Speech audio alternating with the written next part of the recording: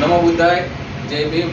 બધા ઉપાસક ઉપાસિકા જે ગુજરાતની અંદર જે લોકોને ખાસ કરીને અમે આજથી 15 દિવસ પહેલાં એક વિડીયો અને એક મેસેજ મેં મારા સાથી મિત્ર ડીકે મકવાણા, અમારી પૂરી ટીમ અને ઉપલેટાથી અમારા સાથી મિત્ર એવા નંદરાજ ભોજજીના માધ્યમથી જે અમે એક મુહિમ ચલાવી હતી કે આપણા ધર્મગુરુઓ જ્યારે બીમાર કોઈ પણ પડતા હોય છે તો એના આરોગ્યની ચિંતા એ ઉપાસક ઉપાસિકાઓની હોય છે.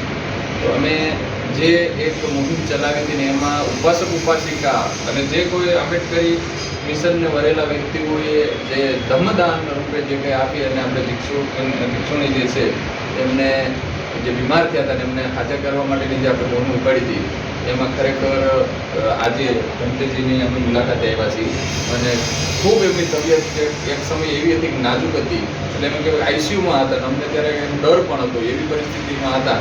પણ પ્રકૃતિના હિસાબથી બધું પરિવર્તનશીલ છે, ધર્મ અને નીતિ નિયમ મુજબ બધું બદલતું રહે છે. તો અત્યારે આપ જોઈ શકો છો કે ખૂબ સ્વસ્થ અને સારી રીતે ભિક્ષુણી અમારી વચ્ચે અહીંયા બેઠા છે. સાથે સાથે બીજા ભિક્ષુણી મિત્રાજી પણ છે. તો હું ખરેખર ઉપાસિકા સંઘનો અમે આભાર માનવા માટે ફોન કર્યો છે અને આવી જ રીતે ખાસ કરીને ગુજરાત અને પૂરા ભારતના આંબેડકરી ચળવળ સાથે જોડાયેલા દરેક વ્યક્તિઓને અમે વિનંતી કરીએ છીએ કે હવે પછી આપણે એક એવી યુનિટીની એક બનાવીએ કે આપણો જે સંઘ છે, સંઘ બીમાર પડે તો એના માટે આપણી પાસે જો પૂરતી હોસ્પિટલો નથી, આપણા ભિક્ષુકો કે ભિક્ષુણીઓ બીમાર પડે તો એના માટે વિહારોની વ્યવસ્થા પણ જોઈએ એવી નથી. તો આ બાબતથી પણ આપણે કંઈ વિચારવું જોઈએ, કારણ કે મારા મિત્ર સર્કલમાં એટલે કે જૈન સમુદાય છે એમના ભિક્ષુકો માટે એ લોકોએ હોસ્પિટલોના નિર્માણ કર્યા છે. દર 20 કિલોમીટરે એ લોકો જ્યારે પરિભ્રમણ ધર્મ માટે કરતા હોય તો દર 20 કિલોમીટરે એ લોકોના વિહારોના નિર્માણ છે.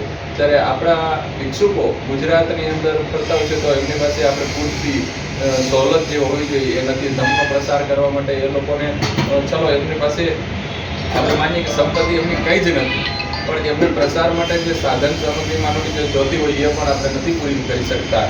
એવું 100% બૌદ્ધ ધર્મના ઉપાસક ઉપાસિકા સંઘને વિનંતી કરું છું કે આ બાબતથી આપણે કંઈ વિચારવું જોઈએ. અને હાલ બંને ભિક્ષુણી જ્યારે અહીંયા બેઠા છે તો હું બંને સુપ્રિયાજીને ભિક્ષુણીને વિનંતી કરીશ કે બધાને આપ આશીર્વચન આપો કે એમણે જે કંઈ ધર્મદાન આપ્યું હોય એના હિસાબે આપણે હોસ્પિટલનું બિલ ચૂકવી ગયા અને આગળ પણ બંતેજીની દવાઓ ચાલુ છે. તો જ્યારે જરૂર પડશે ત્યારે ફરીથી જે આપણો ગૂગલ પે નંબર છે એ નંબર પર આપણે બધા ફરીથી મદદ કરીશું.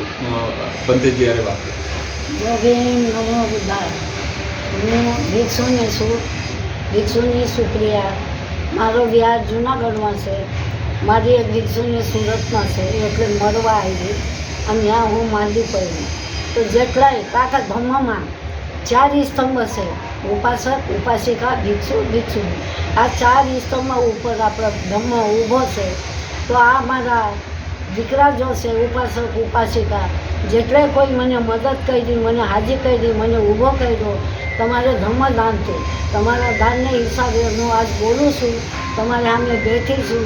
હું જૂનાગઢના રહેવાસી છું, મને આ બધા ઓળખે. આપણો વ્યાહ છે આ, હું ત્યાં આવીને માંદી પડી ગઈ છું.